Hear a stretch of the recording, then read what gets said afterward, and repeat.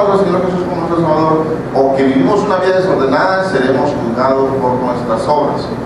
Entonces, en ese momento, cuando estemos delante de Él, mi hermano, yo quiero decirle que allí no habrá excusa que valga.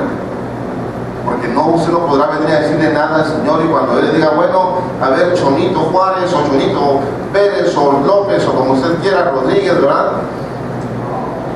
Mira, ¿qué pasó en la tierra? Yo te di esto y esto y esto, te dije que hicieras esto, ¿por qué no lo hiciste? Ahí no va a poder usted poner ninguna cosa. Ahí no va a haber opción de que usted diga, no, pero es que mire, o mira Jesús, o fíjate que esto y esto y lo otro, porque el Señor conoce las intenciones de nuestro corazón. Que seremos juzgados todos allí por lo que hay en nuestro corazón, por lo que hicimos aquí en la tierra. Entonces, yo hoy quiero continuar este tema de que somos llamados hijos de Dios, pero no es de cualquier Dios, porque dioses hay muchos. Hijos del Dios viviente, del único Dios, del amo y Señor, de nuestro Redentor, de nuestro Salvador. Somos hijos de nuestro Padre Celestial. Y en Efesios capítulo 1, verso 3 al 7, quiero que leamos esta mañana la palabra del Señor. Y dice la palabra del Señor: bendito sea el Dios y Padre de nuestro Señor Jesucristo, que nos bendijo con toda bendición espiritual. ¿Cuánto nos bendijo Dios? Con toda bendición espiritual. Dios no te bendice a medias, Dios te bendice con toda la bendición que Él puede darte. Y la mayor bendición que tú y yo podemos tener es que somos salvos por gracia, somos salvos por fe, somos salvos por haber reconocido a Jesús como nuestro Salvador. Somos salvos. Nuestro mayor regalo, mi hermano, es que usted y yo tenemos una eternidad. Ese es el mayor regalo que usted puede tener. Es el tiempo que usted vive aquí en la tierra, vívalo de la manera que a Dios le agrada y Él quiere. Entonces dice la palabra del Señor: bendigo, que nos bendijo con toda bendición espiritual en los lugares celestiales en Cristo, según nos escogió Él antes de la fundación del mundo, para que fuésemos santos y sin mancha delante de Él. ¿Para qué nos escogió Dios entonces? A ver, ¿para qué nos escogió Dios? Para que seamos santos. Y dice la Biblia, no lo estoy diciendo yo, dice la Biblia que Él te escogió a ti antes de la fundación del mundo. Ponga atención a lo que la Biblia está enseñando. Antes que Dios hiciera la creación, en sus planes ya estaba a diseñarte y hacerte a ti, específicamente a cada uno de nosotros.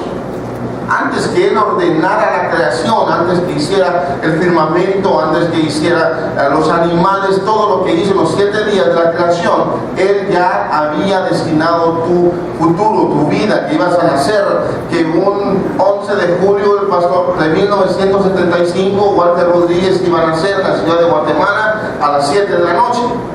Eso ya estaba predestinado desde el principio. Ya había un propósito de Dios establecido para tu vida, para mi vida, porque desde antes de la creación Dios ya lo había predestinado. El problema es que es tu responsabilidad y es mi responsabilidad lo que cada uno hacemos con nuestra vida. Tengo 41 años prácticamente. Y yo no puedo estar echándole la culpa a todo el mundo de lo que me pasó o me dejó de pasar en estos 41 años, porque ha sido o debe ser mi responsabilidad de lo que yo haga con mi vida. ¿Me estoy dando a entender? Entonces, y la palabra es muy clara y nos enseña: tú eres un hijo de Dios, vive en santidad y punto. O es blanco o es negro, no hay intermedios, no hay grises. Tú eres un hijo de Dios. ¿Cuántos hijos de Dios hay aquí? El Señor demanda de ti santidad. Para que fuésemos santos sin mancha delante de Él en amor, habiéndonos predestinados para ser adoptados hijos suyos por medio de Jesucristo, según el puro afecto de su voluntad, para alabanza de su gloria, por lo cual nos hizo aceptos en el amado, en quien tenemos redención por su sangre, el perdón de pecados, según las riquezas de su gracia. ¿Cuánto le dan gloria a Dios? Porque Él te predestinó, porque Él te escogió antes de la fundación del mundo. Dice la Biblia también, desde que estabas en el vientre de tu madre, Él había puesto sus ojos en ti. Ninguno de aquí está por chiripazo, ninguno de aquí está porque me invitaron y pues que me gustó, pues ahí estoy. No, Dios tenía un propósito en tu vida desde el vientre de tu madre. El problema es que muchos de nosotros nos descarriamos o no hemos querido obedecer o todavía estamos en esa lucha. Pero Dios tiene un propósito para tu vida y para la mía. Y está en nosotros llegar a cumplir ese propósito. Juan capítulo 1, verso 11.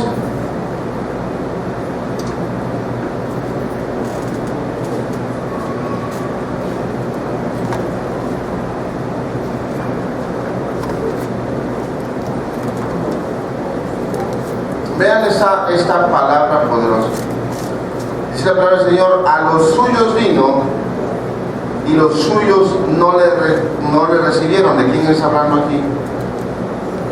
¿Quién vino? ¿Quién vino a la tierra? Jesús. ¿Y a quiénes vino Él? No, ¿a quiénes vino Él? Al pueblo de Israel. O sea, los suyos vino, Jesús vino por el pueblo de Israel, por la niña de sus ojos, pero los suyos, el pueblo de Israel, no lo recibieron porque no lo vieron como el Hijo de Dios, lo miraban como un profeta más, lo miraban como un maestro, porque en su religiosidad, porque su entendimiento, no lograban ver que Él era el Hijo de Dios, a pesar de que Él hacía milagros, a pesar de que Él andaba caminando sobre el mar, a pesar de todo lo que Jesús vino a enseñar. Los fariseos, los israelitas, no vieron a Jesús como su Señor y como su Salvador. Pero gloria a Dios por eso. Tenemos mucho que agradecerle al pueblo de Israel, porque como ellos no lo recibieron, dice: a los suyos vine, yo vine por mi pueblo de Israel, pero ellos no quisieron. Bien, allí están los gentiles, allí están todos ellos sí me quieren. A los suyos vino y los suyos no recibieron, pero los que le recibieron, ¿qué dice? Les dio la potestad de ser llamados hijos de Dios, porque tú lo recibiste en tu corazón, porque tú lo aceptaste en tu corazón a Jesús. Entonces eso te da la potestad. ¿Y qué es potestad? Es un derecho dado a alguien. Cuando usted compra un carro, por ejemplo, hay un título de propiedad y usted vende el carro y la persona del carro tiene que dar ese título. Ese título es el derecho de propiedad. Pues usted y yo ahora somos hijos de Dios, y dice la Biblia que Él nos da ahora la potestad de ser llamados hijos de Dios. Y un pastor decía anoche, con toda la razón, pero no se nos nota. Porque ¿cómo puede ser posible que seamos un más de 60% de cristianos, hijos de Dios, viviendo totalmente desordenado y no como la voluntad de Dios manda? Unos se van al extremo de ser extra mega religiosos, ¿verdad? Y que todo es pecado, y otros se van al otro extremo de super extra mega liberalismo, de que nada es pecado. Y debemos guiarnos con lo que la palabra dice, con entendimiento y con sabiduría, para hacer la voluntad de Dios.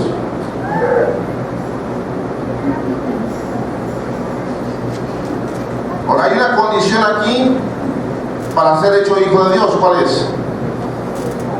Lo que acabamos de leer. Lean otra vez ahí su versículo. ¿Cuál es? Creer. Dice: a los que creen en su nombre les dio potestad de ser hechos hijos de Dios. ¿Cuánto crees en el nombre de Jesús? Una cosa es conocer y saber de alguien, y otra cosa es creer en esa persona. Una cosa es cuando un presidente es electo y da un bonito discurso y habla muy bonito, ¿verdad? Pero muchos ya no creemos por todo lo que hemos vivido. Y otra cosa es que con los hechos que ese presidente haga, recupere nuestra confianza y comencemos a volver a creer. Y si la Biblia dice que a los que creen, entonces usted quiere decir que usted depende totalmente de Dios y le cree con todo su corazón. y la palabra de Dios la agarra para su corazón y usted cree con todo su corazón. Usted cree que Jesús es el Hijo de Dios, usted cree que murió en la cruz, usted cree que se resucitó al tercer día y usted cree que es la diestra del Padre abogando por cada uno de nosotros, sus hijos aquí en la tierra. Y usted cree que un día esa nube volverá en una nube y cantarán los ángeles, la trompeta sonará y nosotros nos iremos directamente al cielo con Él. Usted debe de creer. No puede creer en lo que el mundo nos dice, en lo que estamos viviendo, las cosas que están pasando. Esta semana a mí no me gusta ver noticias, pero medio miraba ahí que en Estados Unidos, creo que en Arizona, había un gran caos por situaciones que están pasando y la gente se comenzaba a pelear y matar a no sé cuántos policías. Y eso nos espera en el final de los tiempos. Usted prepárese, porque no tenemos idea de la magnitud que eso va a pasar. Y debemos estar preparados como iglesia.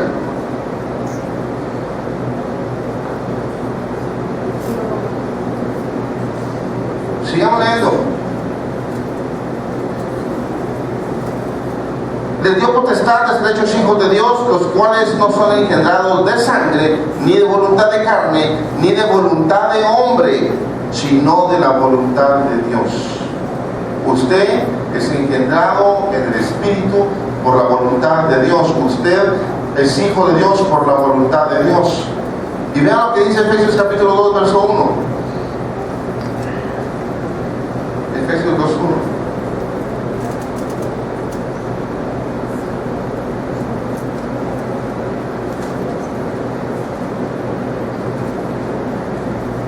1. Y Él os dio vida a vosotros cuando estabais muertos en vuestros delitos y pecados, en los cuales anduvisteis en otro tiempo, siguiendo la corriente de este mundo, conforme al príncipe de la potestad del aire, espíritu que ahora opera en los hijos de desobediencia.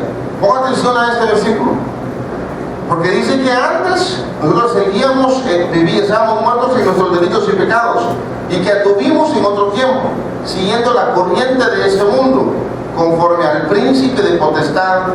¿De dónde dice? ¿De los corazones? ¿O de lo que se mueve en el ambiente? ¿De quién es ese príncipe? A ver, díganlo, tengan miedo. Dios está reprendido, Dios estaba por la planta de sus pies, no tiene ninguna autoridad, ningún poder sobre los hijos de Dios. Satanás es el príncipe de este mundo, pero él no tiene ningún poder sobre los hijos de Dios. Él está confundiendo, Él está destruyendo, Él está acabando al mundo, Él está tirando dardos, tratando de convencer o hacer no creer a los que un día creyeron. Y Él está haciendo cualquier tipo de artimañas para confundir. ¿Y sabe qué? El diablo no tiene ningún problema con la gente que está perdida, con la que ya la tiene. ¿De qué se va a preocupar si ellos tienen ganados?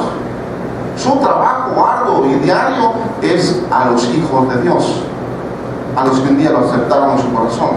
Con esos son los que va a luchar. Entonces usted y yo debemos de entender que por eso la Biblia dice que nuestra lucha no es contra carne ni sangre, sino contra principados y potestades, porque en los aires, en los ambientes es que se mueve lo espiritual. Y el príncipe de este mundo, que es Satanás, quiere ver de qué manera destruye su familia, destruye su finanza, destruye su hogar, destruye todo en su vida. Y por al rato pues se va a meter con la esposa, con el esposo, con los hijos, en el trabajo, en todos lados. Y no hemos entendido ese principio, que Él se mueve en los aires, en las circunstancias, en las situaciones. Entonces vienen los dardos del enemigo, atacarte y atacarte para que caigas en tentación, para que no creas las promesas, para que no creas la palabra y termines muchas veces alejándote del propósito divino que Dios tiene para tu vida. Verso 3, entre los cuales también todos nosotros vivimos en otro tiempo, en los deseos de nuestra carne, haciendo la voluntad de la carne y de los pensamientos, y éramos por naturaleza hijos de ira, lo mismo que los demás. Pon atención, primero hablamos que decía que éramos hijos de desobediencia, ahora nos dice que somos hijos de ira. Cuando vivimos bajo la carne, usted y yo, mi hermano, usted no puede seguir viviendo con la carne, ni actuando por la carne. Usted tiene lo más precioso que un ser humano puede tener, a Jesús en su corazón. y tiene el Espíritu de Dios de dentro de usted. Usted fue sellado por el Espíritu de Dios. Entonces su carne tiene que menguar. Usted tiene que morir a su carne. Usted no puede seguir viviendo influenciado por su carne y por los deseos de su carne. Debe aprender a callar cuando es necesario callar. Debe aprender a humillarse, a pedir perdón cuando sea necesario. Debe aprender a dar palabras de paz, a palabras de gozo y ya no hablar con la carne, porque la carne, nuestro ser, es pecaminoso, es corruptible y va a querer destruirlo a usted. No permita que la carne siga apoderándose de usted. Aprenda a ser un hombre espiritual, aprenda a ser un hombre y una mujer de Dios, un hombre que sujeta la carne en el nombre de Jesús. Pastor, ¿cómo voy a hacer eso? ¿Quiere que se lo diga cómo? ¿Cuántos quieren saber? Deje de ver menos el Facebook, deje de ver menos televisión, deje de estar perdiendo el tiempo en cosas que no le traen nada productivo y ore más, busque más de Dios, tenga más intimidad con Dios en la noche antes de acostarse, en vez de pasar una hora ahí revisando los comentarios y los mensajes. Agarre la palabra de Dios, comience a leerla, comience a sujetar su carne al Espíritu, ayune de vez en cuando. Sería bueno que por lo menos una vez a la semana, o sea, esta semana, el lunes ayuno, o el viernes, o el miércoles, pero ayune. Muchos no ayunamos y se nos nota. ¿Verdad? No ayunamos. ¿Y sabe qué es lo que pasa cuando usted ayuna?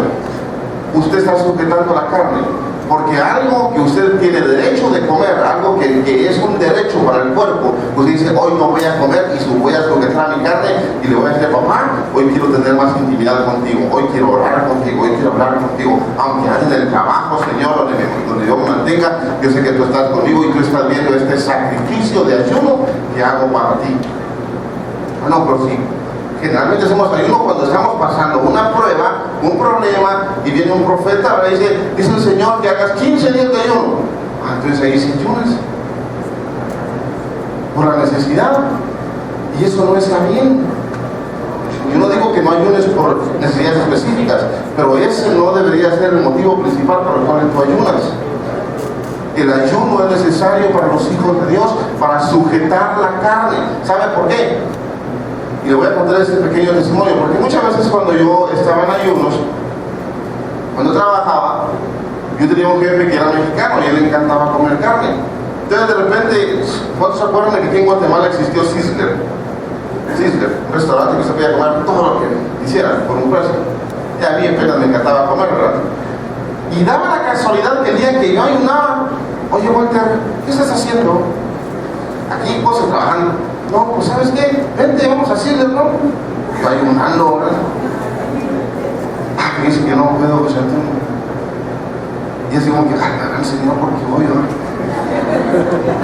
Y a veces caía en la tentación, al Señor me de ayuno, y me iba a comer y comía. Entonces, lo que haces cuando tú ayunas es que tú sujetas a la carne. Entonces, cuando tú te fortaleces en el Espíritu, cuando tú ayunas, cuando tú lees la palabra, cuando tú comienzas a buscar más de Dios, tener intimidad con Dios, tu espíritu va a crecer. Vas a crecer. Entonces vienen las tentaciones, vienen las pruebas, tu espíritu dice, hey, momento, no lo hagas porque a tu padre no le gusta. Porque Él dice su palabra que ya es una santidad. Lo que estás a punto de ver, lo que estás a punto de hacer, lo que estás a punto de tocar, a tu papá no le gusta. Y el espíritu sujeta la carne entonces, porque el espíritu está fortalecido.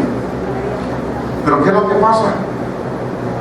Estoy casi seguro, y no es que sea profeta, pero que muchos de nosotros, nuestro espíritu está raquítico y nuestra carne está así como tienen 5 años de la gimnasio, ¿verdad? Cuadrados. Porque a la carne sí le damos gusto, pero a lo espiritual nos cuesta. Pues el mensaje que Dios tiene para tu vida es: tú eres mi hijo. Sí, papá, tú eres mi padre, tú eres mi padre, Señor. Entonces es espiritual. Y deja de ser carnal. Deja de poner tu mirada en la gente, deja de poner lo que la gente dice o hace. Sea un hombre y una mujer espiritual. Porque cuando eres espiritual, mi hermano, yo seguro que nada de lo que pasa a su alrededor va a afectar su corazón. Porque tú fortaleces al Señor, y como dice mi esposa, estamos parados sobre la roca firme que es Cristo Jesús. Amén. Sigamos con la palabra.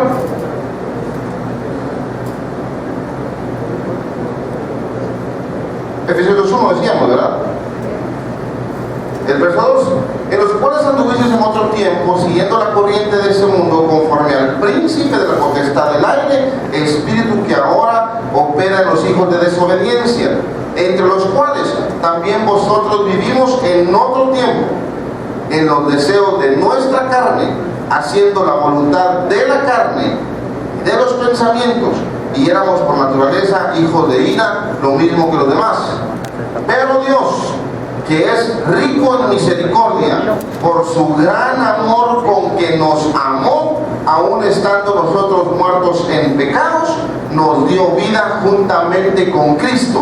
Por gracia sois salvos, y juntamente con Él nos resucitó, y asimismo nos hizo sentar en los lugares celestiales con Cristo Jesús. Un fuerte aplauso al Señor por esa palabra. Gracias a la misericordia, a la gracia de nuestro Creador, usted y yo hoy podemos ser llamados hijos de Dios. Ahora le tengo una mala noticia. El ser llamado hijo de Dios conlleva una gran responsabilidad.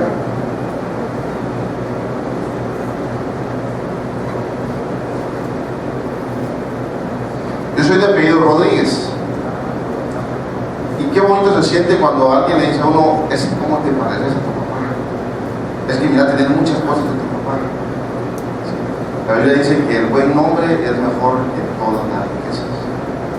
Que los que conocieron a mi papá saben que fue un hombre de bien. Y ese buen nombre hace que uno recuerde a las personas. Pero también un mal nombre hace que uno también recuerde a las personas. Y no solo a las personas, también a las mamás muchas veces. Entonces, cuando usted es un hijo de Dios, usted tiene que sentirse orgulloso de quién es su papá. Y usted tiene que dar testimonio de que usted es hijo de su papá.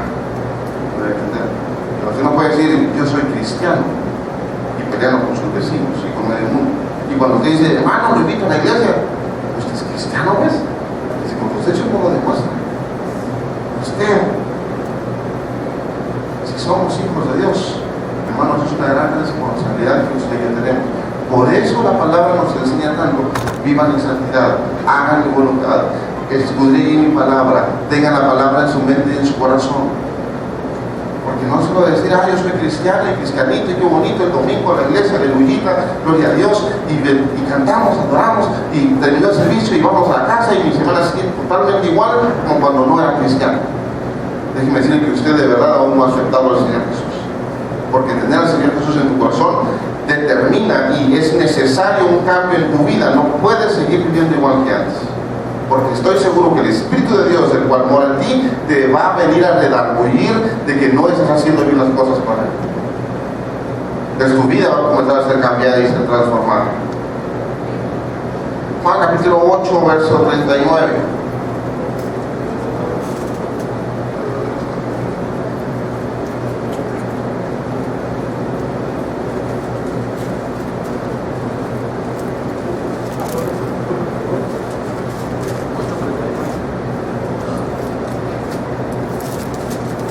Gracias a Dios hoy no hay ningún religioso aquí, ¿verdad? ¿Verdad que no? Si no, hoy se hubiera molestado conmigo por la palabra que voy a leer. Pero es necesario que lo leamos.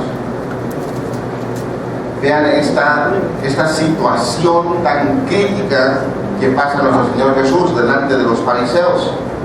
Juan 8:39. Dice la palabra del Señor. Voy a leer desde el 37. Jesús les habla a los fariseos, le dice: sé que soy descendientes de Abraham, pero procuráis matarme, porque mi palabra no haya cabida en vosotros. Yo hablo lo que he visto cerca del Padre, y vosotros hacéis lo que habéis oído cerca de vuestro Padre. Respondieron y le dijeron: nuestro Padre es Abraham. Y Jesús les dijo: si fueses hijos de Abraham, las obras de Abraham haríais. Si ustedes fueran hijos de Dios, las obras de quién van a ser? ¿De quién? Pongan atención, yo le pido al Espíritu Santo que venga a traer este rema a su corazón y a su vida, porque hay hijos del diablo y hay hijos de Dios. ¿Amén? ¿Cuántos dicen amén a eso? O todavía no está seguro usted, dice, no, pastor, eso que se dijo, eso no es la palabra. Jesús mismo nos dice que hijos del diablo y hijos de Dios. Entonces Jesús le dice a los fariseos, ¿saben qué? Ustedes pareciera que no son hijos de Dios, porque si fueran hijos de Dios, hicieran las obras de Dios.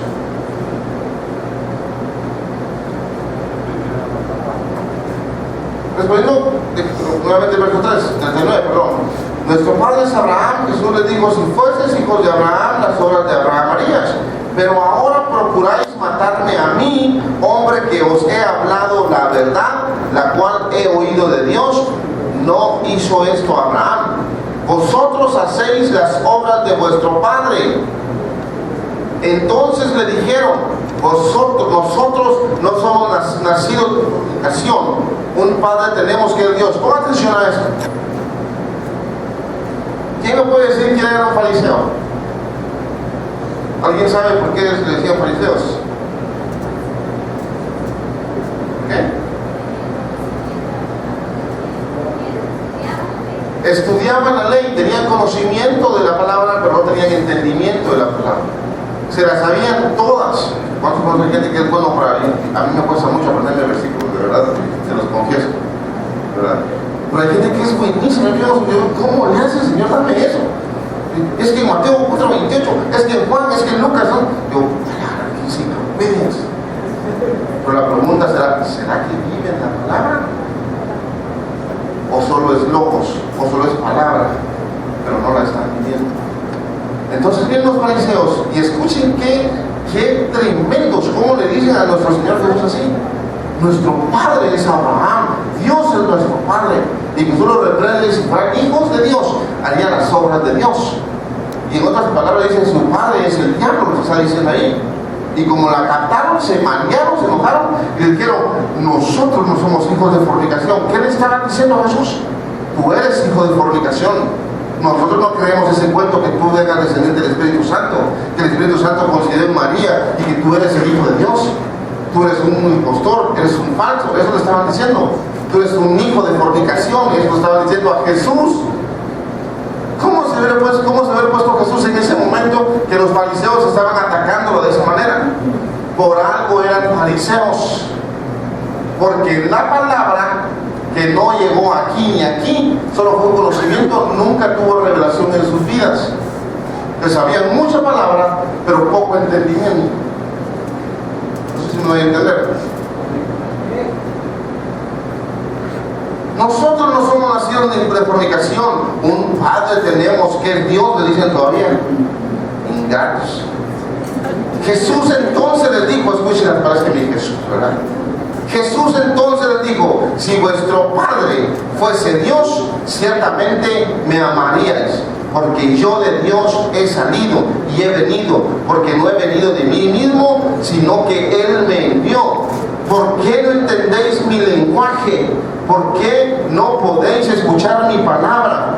Vosotros sois de vuestro padre, ¿quién? ¿Quién dijo eso?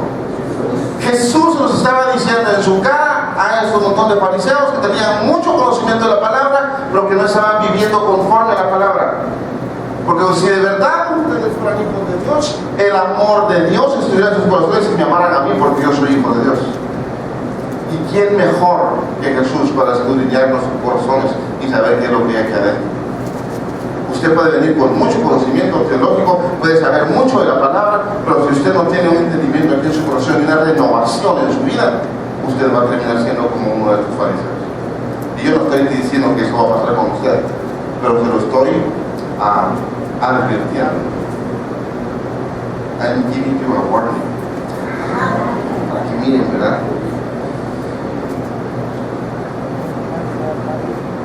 Entonces escuchen. Vosotros sois de vuestro padre el diablo, y los deseos de vuestro padre queréis hacer. Pausa aquí. ¿Los deseos de quién querían hacer? De Satanás, del diablo. Ahora, aquí es donde viene el golpe y agarras la silla. ¿Qué deseos lo mueven a usted a hacer? Porque su padre es cristiano. o el del príncipe de estas tinieblas? ¿Qué es lo que desea su corazón? Venganza, odio, resentimiento, todo lo que el enemigo viene a sembrar en sus corazones, y ese es el deseo que hay en nuestros corazones, que lo queremos hacer, o queremos ser hijos de Dios y perdonar, amar, no hablar de la gente, venir y dar un abrazo con amor, aunque la gente 70 veces 7 me venga a ofender y a fallar, yo te sigo amando porque el amor de Dios está en mi corazón. Y si Dios perdona mis pecados y viene a cambiar mi vida y mi forma de ser, porque yo voy a permitir que el enemigo siga teniendo eso en mi corazón, en mi vida, si yo soy hijo de Dios? Por eso te decía, tú eres hijo de Dios, eso conlleva una gran responsabilidad. No pasa a usted como que se le ve la gente, se está asustando a todos, así nadie va a querer ir a su iglesia. Pues prefiero quedarme con 2 o 3 que reciban la palabra y que sé que van a ser salvos, porque la palabra los confronta, a que tengamos una iglesia aquí de miles, que cada quien quiera hacer lo que haga. Gracias por ese amén.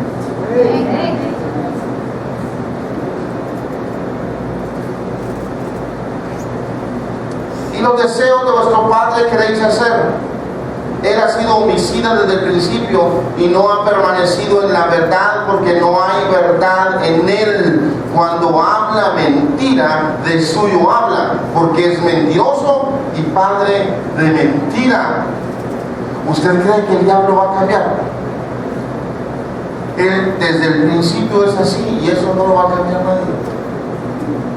Entonces, si él dice que es el padre de la mentira, ¿qué nos hace nosotros cuando mentimos? Partícipes con él. Por eso dice la palabra que tú sí seas sí y que tú no seas no. Por eso dice la palabra que la verdad nos hará libres. Pero es que tan bonito que es mentir. Y algunos que somos especialistas, de verdad, yo de verdad algún tiempo de mi vida fui mentiroso. Y lo reconozco, y saben cómo ustedes. Pero era de los que buenísimos, que la punta de la lengua tenía ya que contestar. ¿Sí? Y tal vez de repente me cachaba mi esposa en algo y yo ya le salía con algo más adelante para decir, ya en el momento me lo inventaba yo, qué bueno soy. Sin